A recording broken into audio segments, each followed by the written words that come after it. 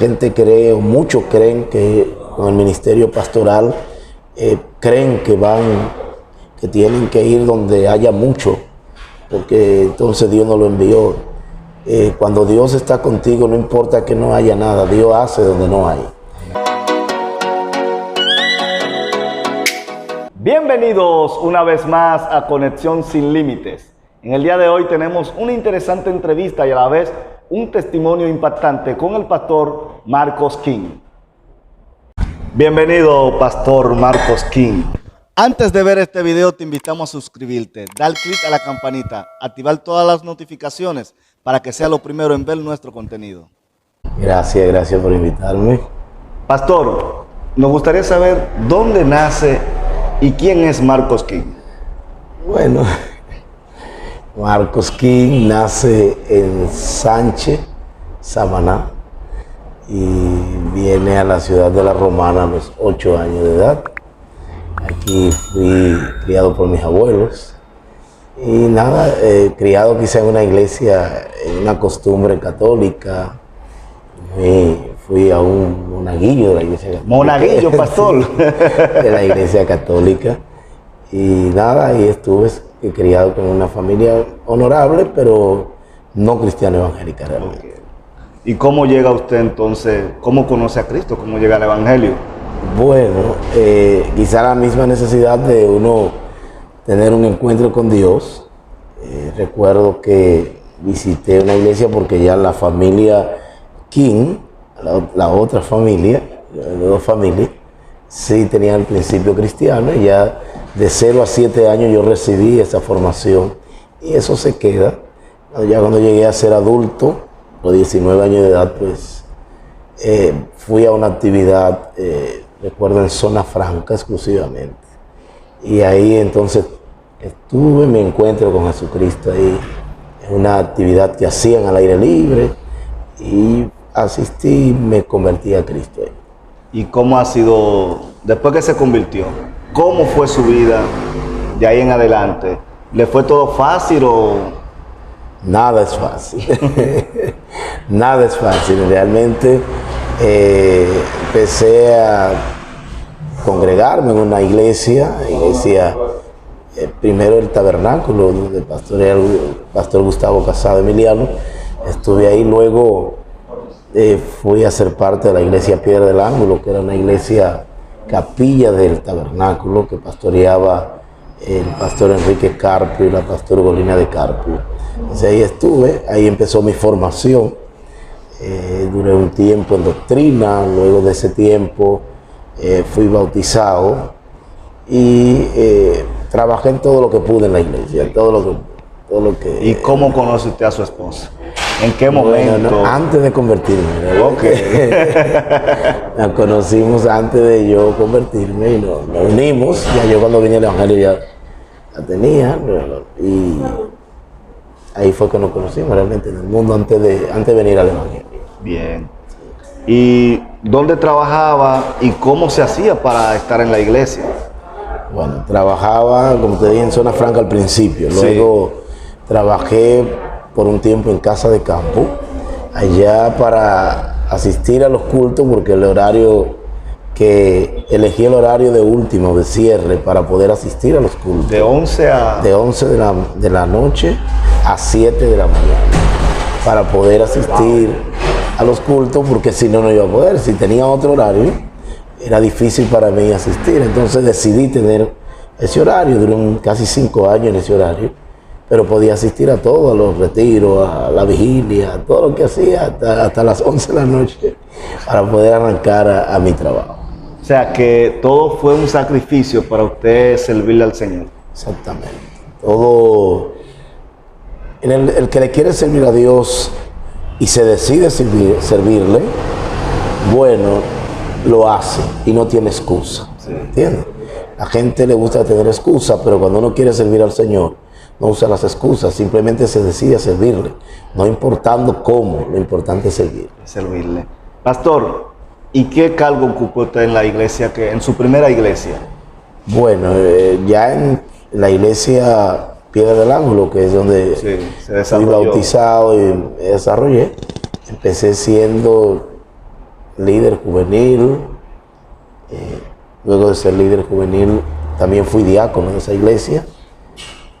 Pero mi primer liderazgo fue como líder juvenil. Fui presidente de los jóvenes y ahí estuve casi 5 años al frente de los jóvenes. ¿Cómo? Al frente de los jóvenes, dirigiendo a los jóvenes de la iglesia durante casi 5 años. Una generación de jóvenes que hoy algunos de ellos fueron líderes juveniles de la misma iglesia. Asamblea de Dios, que es su concilio, tiene diferentes ministerios. ¿En cuál ministerio usted ha estado y está actualmente? Decía, fui parte o soy de Embajadores de Cristo, Ministerio Juvenil de Asamblea de Dios, y ahí iniciamos. Decía que como vocal fue mi primera elección como vocal de los jóvenes. Luego pasé a ser el presbítero juvenil. ¿Cómo? Sí, de ahí. Pero de vocal sí, a presbítero. Sí, ahí surgieron varias cosas y de ahí llegamos a ser el presbítero de los jóvenes durante 4 años. Wow, dos periodos, prácticamente 2 periodos sí, en los Embajadores de Cristo. Así es. ¿Cómo siguió el curso de su vida cristiana en cuanto a la parte ministerial dentro de la iglesia? Bueno, dentro de la iglesia seguí trabajando y creciendo. Llegué a ser copastor de mi pastor, asistente de él durante un tiempo. Antes de ser copastor, fui diácono de la iglesia. El trayecto del ministerio es sumamente difícil. No todo es color de rosa. A veces lo vemos muy bonito, pero hay que pasar por momentos fuertes, momentos quizás de desprecio, momentos de que tú tengas que oír críticas negativas sobre lo que tú eres como líder, y tienes que aceptarlo porque no te puedes parar tampoco por causa de ello. ¿Entiendes? Pero crecimos dentro de la iglesia local, ocupamos casi todos los cargos. Nada más le faltó dama. El presidente de dama. El presidente de dama. Pero ocupamos todos los cargos diácono, copastor, maestro de escuela bíblica, jóvenes. Líder de jóvenes. Bueno, dentro de la iglesia local hicimos todo lo que se podía hacer, aparte de limpiar la iglesia, repasar el patio, todas esas cosas, porque la gente cree que solamente es el líder. Yo estoy al frente, estoy en algo. Eso incluye limpiar, eso incluye barrer, eso incluye repasar, eso incluye todo. Eso es parte del precio del liderazgo. Así es, así es. ¿Cómo llega usted a ser ya pastor de una iglesia? Bueno, tenía que hablarte, me fui rápido, pero me gustaría hablarte de la parte. Dale. Sí, llegué a los Embajadores de Cristo, seguí creciendo como presidente regional, porque entiendo que la escuela de Asamblea de Dios son Embajadores de Cristo. Todo pastor de alguna manera se forma ahí antes de llegar frente a una iglesia. Realmente, y llegamos al liderazgo nacional también de los jóvenes como tesorero nacional de los Embajadores de Cristo. Y yo creo que ahí se forma entonces ya el ministerio pastoral. Ya uno, en esa escuela de líderes, si se puede llamar, de los Embajadores de Cristo, se forma el ministerio pastoral. ¿Cómo llegamos al ministerio pastoral? Es un proceso fuerte. Lo primero es que increíble, pero para llegar al ministerio pastoral Dios tuvo que hacer que me botaran de mi iglesia. ¿Cómo así? Que lo votaran de la iglesia donde usted fue copastor, sí, líder juvenil, diácono, limpiaba la iglesia. O sea, a usted le faltó nada más ser presidente de dama, porque no se podía, no lo hizo. Así es. Pero Dios, creo que fue un plan de Dios. En ese tiempo vino un proceso fuerte en la iglesia donde me congregaba en ese momento.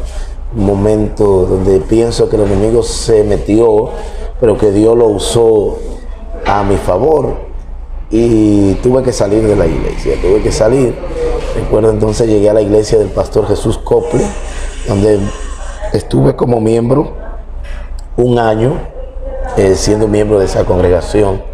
Recuerdo que después de estar ahí, el pastor Gustavo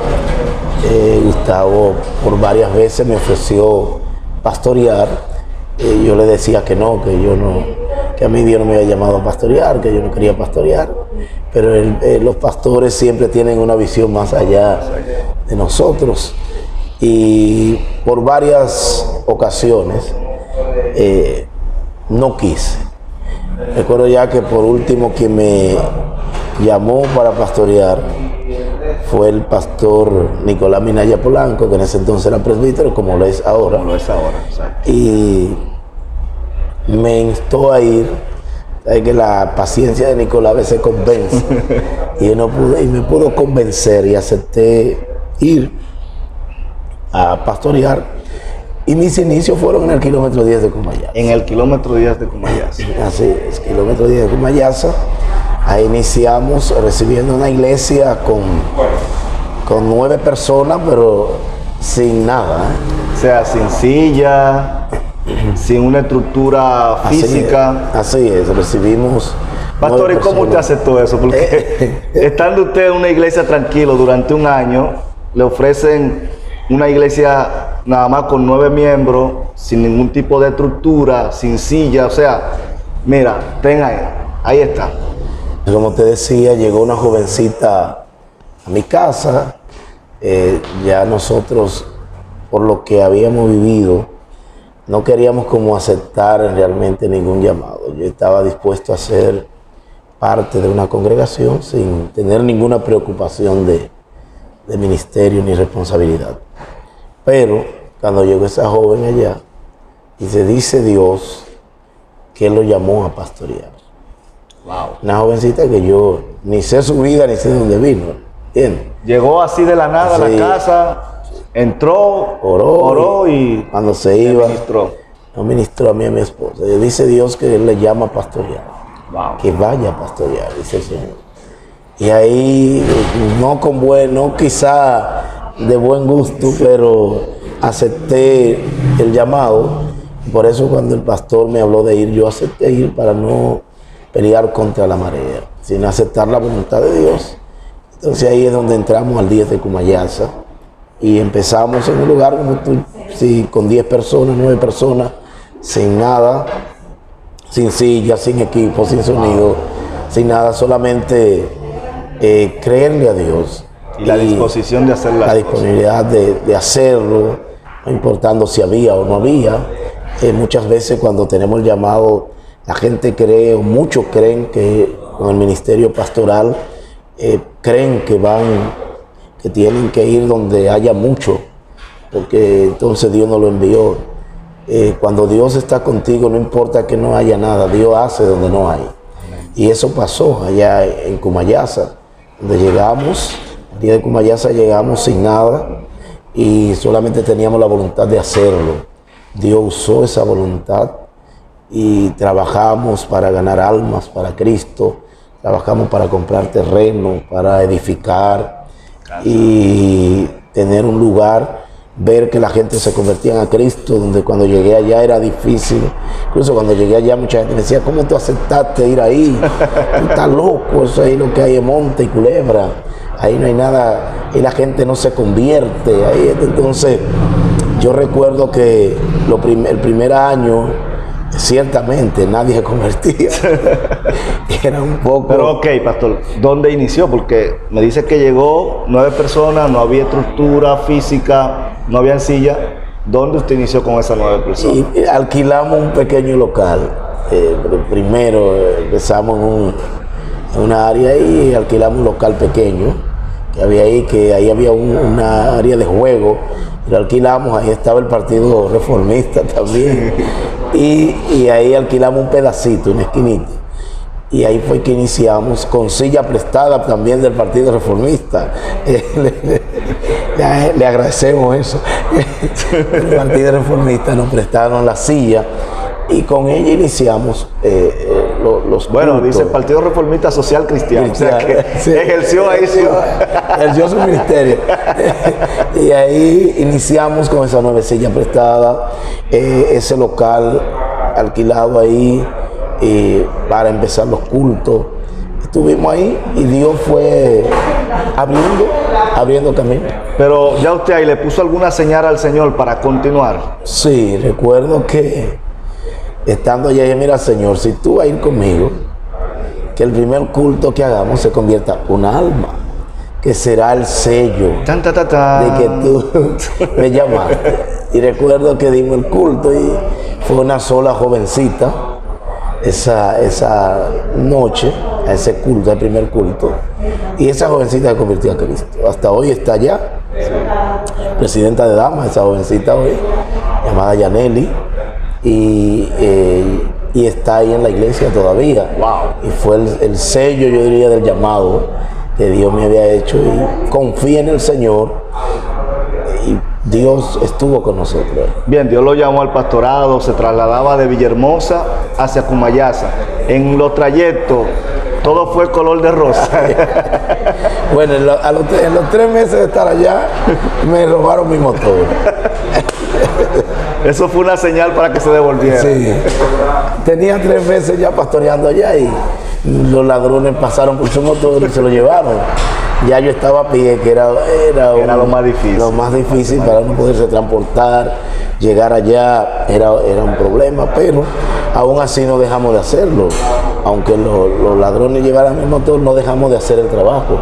Seguimos, nos íbamos como fuera, llegábamos, a veces no hacía tarde esperando un transporte, pero como quiera lo seguimos haciendo. No salimos corriendo, no nos acobardamos, porque creímos en el llamado de Dios. Yo creo en el llamado de Dios. Yo entendí y tengo claro que Dios me llamó, que mi llamado no ha sido de hombre. Dios mismo me llamó a este santo ministerio y Él lo ha demostrado, porque en todo me ha respaldado. Amén. ¿Solo se convirtió esa joven o la iglesia siguió creciendo en el trayecto de los años? No, al pasar del tiempo la iglesia siguió creciendo. Te decía que al año todavía la iglesia estaba, y yo empecé a orar porque la gente no se convertía, y preguntaba al Señor que qué pasaba, que la gente no se convertía. Y Dios me habló y me digo, Señor, ¿qué voy a hacer para que la gente se convierta? Yo he hecho de todo. Y el Señor me dijo, ora. 3 veces. 3 veces.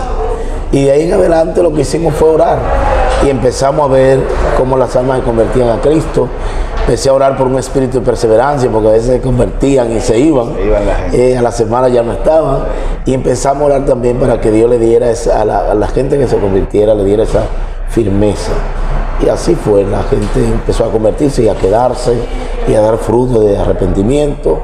Y hemos visto una iglesia que creció, una dirigida por el Espíritu Santo. La fama fue creciendo, la gente quería saber cuál era la iglesia, Shalom, que sonaba bastante, actividades que hacíamos, todo lo que empezó a moverse en el área, lo que Dios empezó a hacer provocó que la gente quisiera conocer la iglesia y ser parte de ella. ¿Siempre estuvo alquilado o consiguió algunos logros en la iglesia? Conseguimos comprar un terreno para la iglesia, incluso el mismo lugar donde alquilamos. Increíble. Sí, el mismo lugar Pastor, donde alquilamos. Un paréntesis, hay gente que no le gustan alquilar evangélico. No. Porque los evangélicos es que le alquilan algo y no empiezan a orar para quedarse con eso. Eso pasó con nosotros.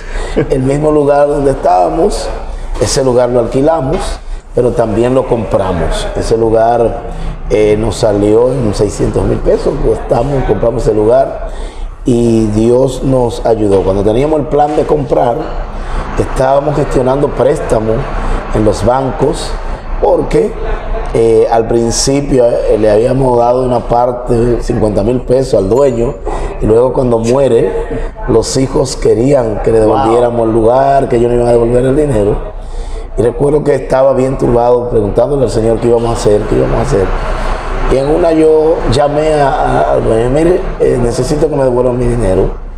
No, que nosotros lo vamos a devolver porque eso fue un préstamo que usted le hizo y se equivocó.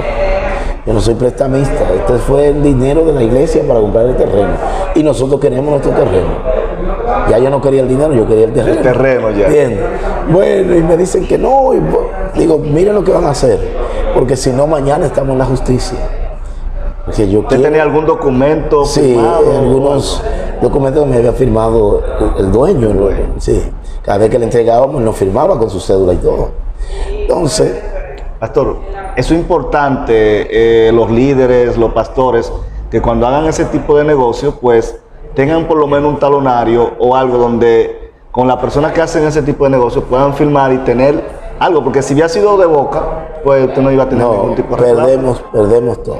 Hasta los 50,000 pesos. Así es. Entonces le pusimos como un poquito de presión, como dice. Y luego que me habían dicho que no iban a vender, entonces al otro día me llaman, le vamos a vender. Problema ahora, porque yo no tenía yo no tenía usted dinero. atacando para que le vendan, o sea, ahora que dicen que van a vender. No hay dinero.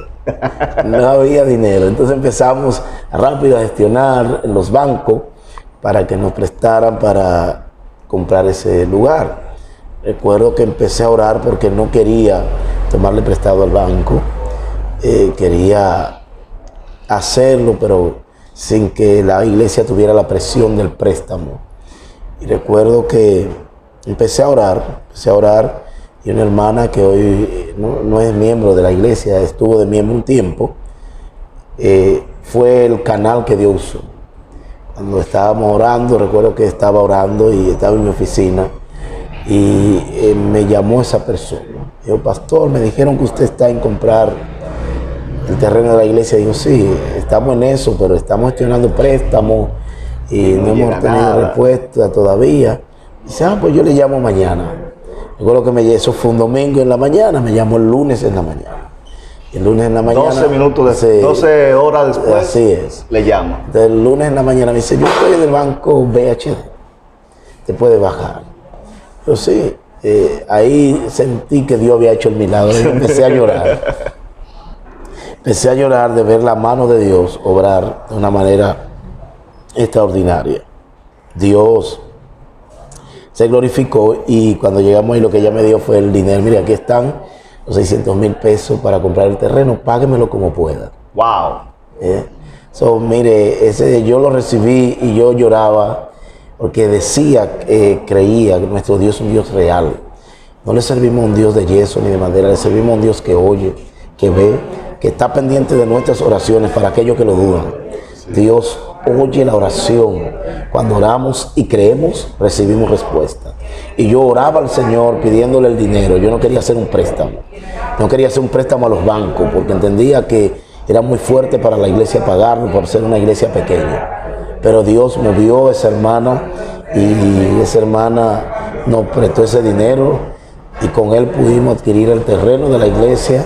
Pudimos ampliar también, porque no con ese préstamo, pero sí conseguimos para ampliamos porque ya no cabíamos dentro de la iglesia.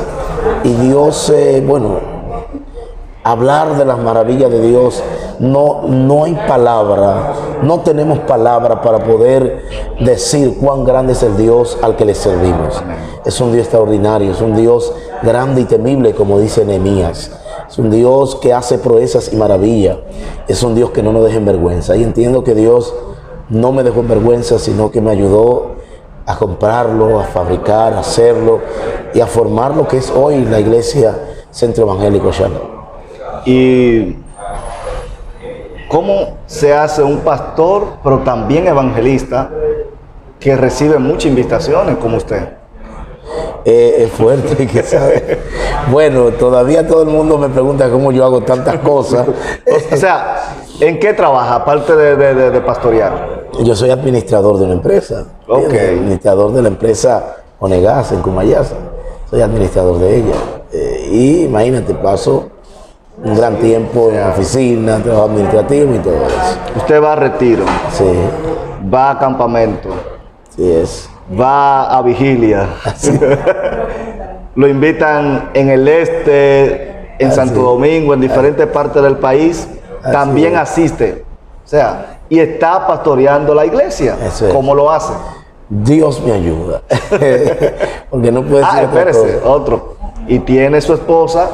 Y mis hijos. Y sus hijos. Así es. Dios me ayuda. Realmente Dios me ayuda. Que debí decir que soy casado, no lo dije. Sí, te habló de su esposa al principio. Entonces, Dios me ayuda.